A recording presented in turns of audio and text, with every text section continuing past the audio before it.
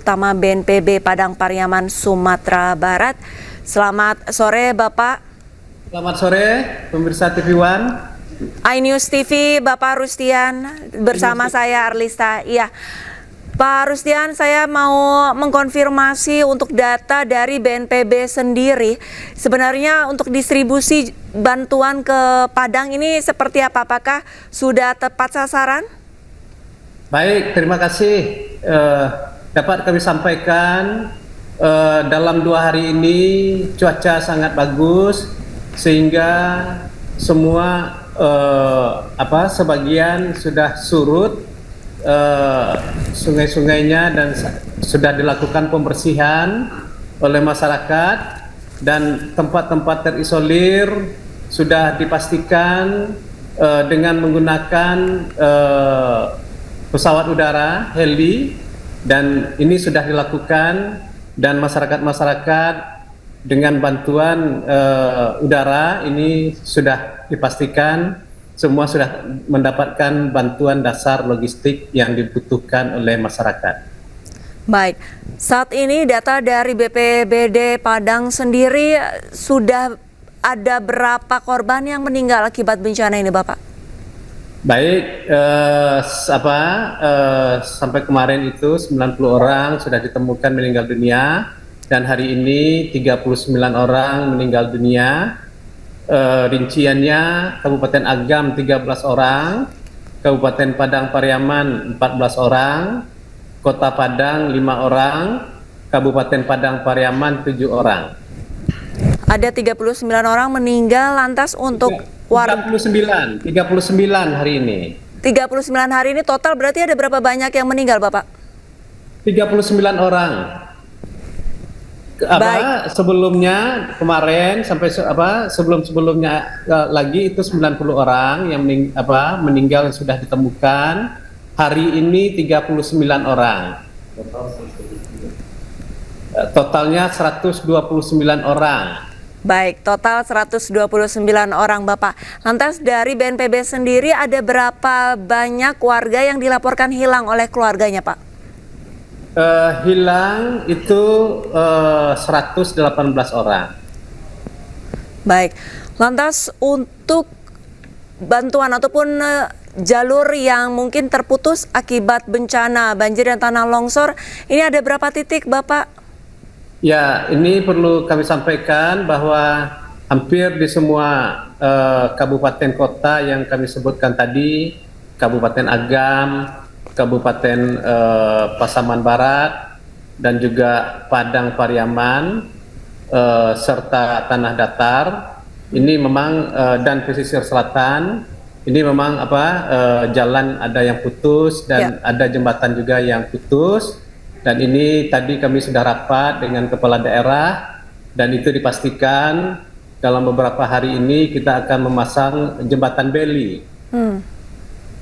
Mungkin bisa digambarkan Bapak, jembatan beli ini seperti apa, Pak? Ya, jembatan beli ya untuk jembatan darurat yang segera dipasang di setiap jembatan-jembatan yang rusak ini, dan ini sekarang sudah dalam perjalanan. Mudah-mudahan besok sudah sampai di titik-titik yang sudah kami bicarakan dengan kepala daerah tadi. Baik, jembatan darurat sudah dipersiapkan dan dalam proses perjalanan begitu untuk mengakses proses perjalanan, karena ini ada yang dari ada yang dari Jakarta kita bawa, ada yang dari Bandung. Karena jembatan beli ini kan memang jembatan yang khusus yang dirancang untuk kedaruratan, di mana jembatan yang tidak fungsional bisa dipasang jembatan beli ini. Baik. Bapak Rustian, adakah antisipasi dari BNPB mungkin bekerja sama dengan pemerintah setempat agar bencana banjir ataupun longsor susulan ini tidak terjadi, Bapak? Kita syukur alhamdulillah juga dengan melaksanakan modifikasi cuaca udara ini sehingga terbantu banyak, karena kita tahu bahwa konsep modifikasi cuaca ini memindahkan curah hujan yang bisa diturunkan Kalau kita sekarang ini banyak diturunkan dijatuhkan di laut atau di tempat-tempat yang memang tidak berpotensi terjadi banjir. Jadi itulah yang membantu saat ini sehingga cuaca di Sumatera Barat ini jadi lebih baik. Gitu. Baik, secara singkat Pak Rustian, untuk kondisi cuaca di sana seperti apa, Pak? Cerah, cuaca cerah. Baik. Dari kemarin cerah cuacanya. Baik. Terima kasih banyak Pak Rustian sudah bergabung 7 km. Evakuasi para korban berlangsung dramatis karena petugas harus menyeberangi arus sungai yang deras.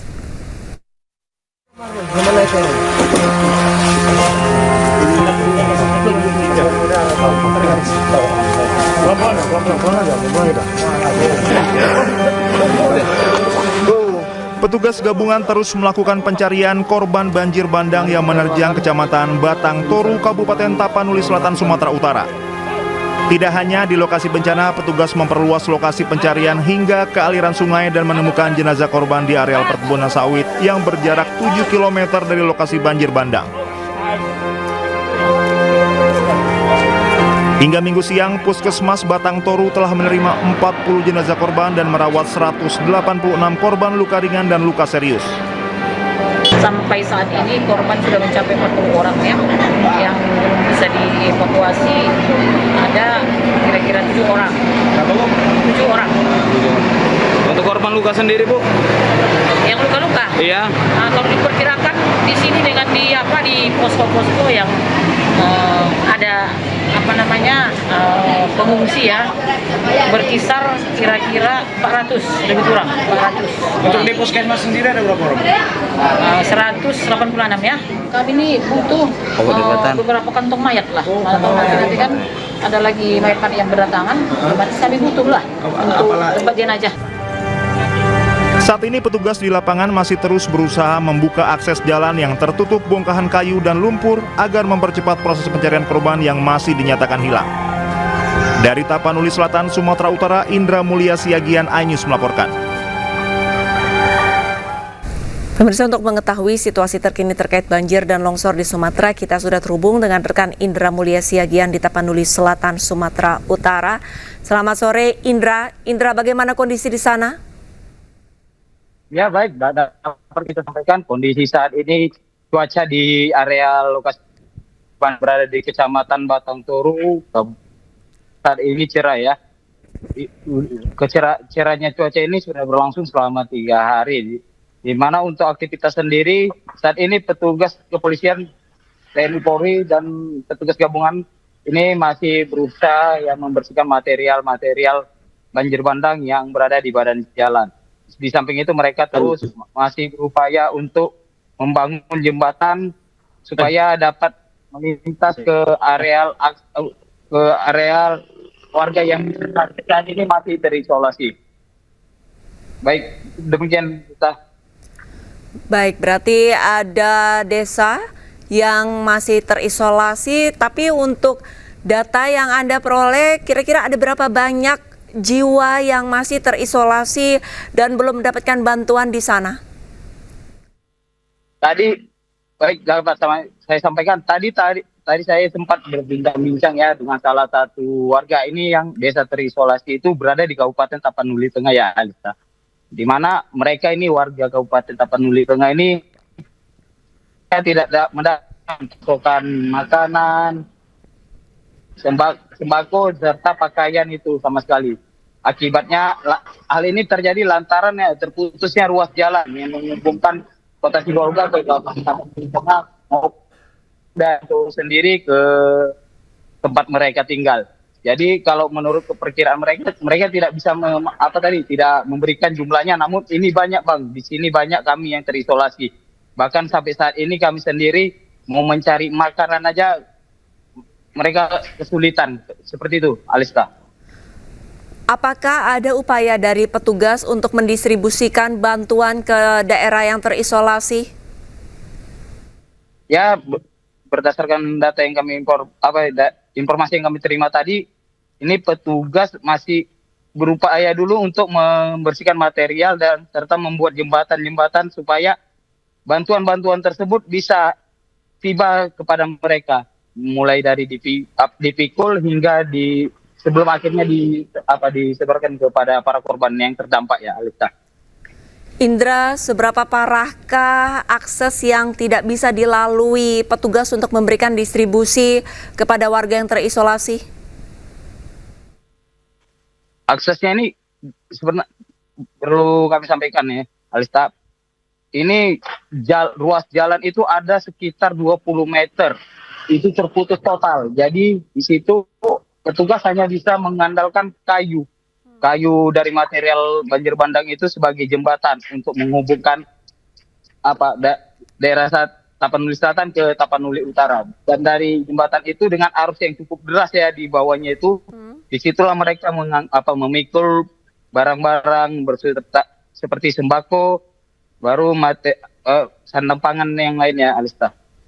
Adakah alat berat yang dikerahkan untuk membersihkan material lumpur ataupun longsor dan juga mungkin bantuan udara begitu untuk pembangunan jembatan?